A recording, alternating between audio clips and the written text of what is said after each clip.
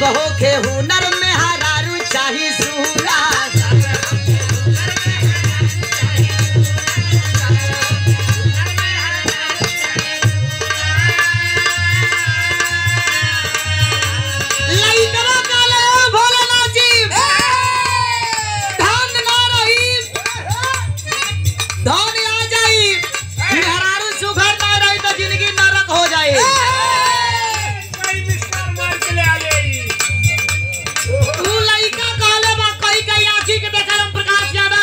बाबा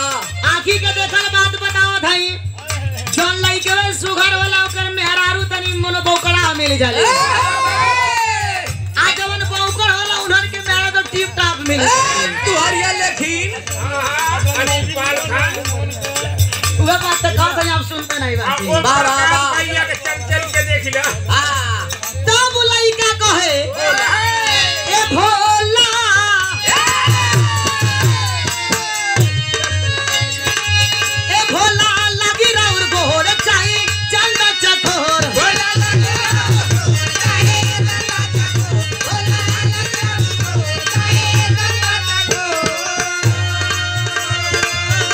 बड़ी हमारे नेताजी लोग और 5-5 मन बहौली है ए भोला लगी राउर गोहर चाहिए चंदा चकोर